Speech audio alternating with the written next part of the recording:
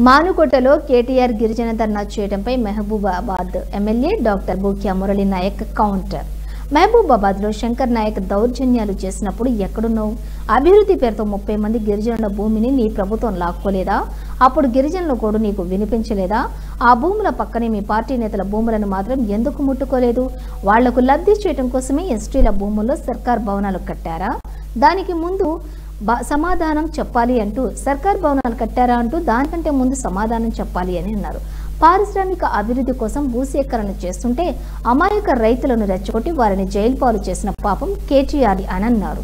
ఈ సమావేశంలో market chairman Ganta Sanjeev Reddy, మాజీ పీసీసీ సభ్యులు దశ్రు నాయక్, కౌన్సిలర్లు రాజు, హరిసింగ్, శ్రీను, డీసీసీ ఉపాధ్యక్షులు అంబటి మహేందర్ రెడ్డి, జిల్లా నాయకులు ఎడ్ల రమేష్, జిల్లా నాయకులు, కార్యకర్తలు పాల్గొనడం జరిగింది. పొందాలని ప్రయత్నిస్తున్నాడు మన కేటీఆర్ గారు. నేను ఒకటే చెప్తా ఉన్నా, మా పేద ప్రజలు ఎవరైతే ఉన్నారో మా గిరిజనులను పావులుగా వాడుకొని నువ్వు జైలుకి వెళ్లకుండా కాపాడుకోవాలని చూస్తున్నావు. మొత్తం ప్రజలకు తెలుసు, అలాగే ప్రభుత్వానికి కూడా తెలుసు. మీరు ఎన్ని నాటకాలు చేశారో ఆ నాటకాలన్నీ ఒక్కొక్కటిగా మేము తీస్తాం. మిమ్మల్ని మీకు జైల్లో ఉన్నటువంటి చువ్వలు లెక్క పెట్టే బాధ్యతను కాంగ్రెస్ ప్రభుత్వం తీసుకుంటాం. భూములను సీసీలు ఎక్కించుకున్నారు. ఇప్పుడు మేము ధరణి పోర్టల్ని మొత్తం రెగ్యులరైజ్ చేస్తున్నాము.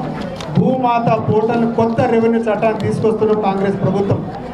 భూమాత పోర్టల్ వచ్చిన తర్వాత ఎవరెవరు ఎక్కడెక్కడ ఎన్ని కబ్జాలు చేసుకున్నారు మొత్తం భూభాగవతం అంతా బయటపడుతుంది.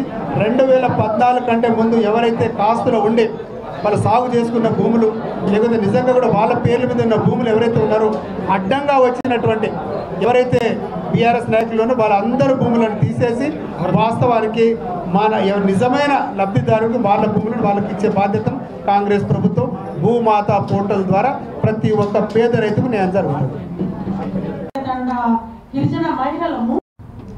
ఏదో ఒక రకంగా డైవర్ట్ చేయాలి, ఇష్యూను డైవర్ట్ చేసి ఆ ఇష్యూ ద్వారా లబ్ధి పొందాలని ప్రయత్నిస్తున్నాడు మన కేటీఆర్ గారు.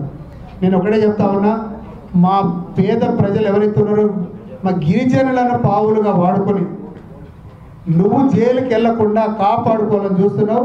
మొత్తం ప్రజలకు తెలుసు, అలాగే ప్రభుత్వానికి కూడా తెలుసు. మీరు ఎన్ని నాటకాలు చేశారో ఆ నాటకాలన్నీ ఒక్కొక్కటిగా మేము తీస్తాం.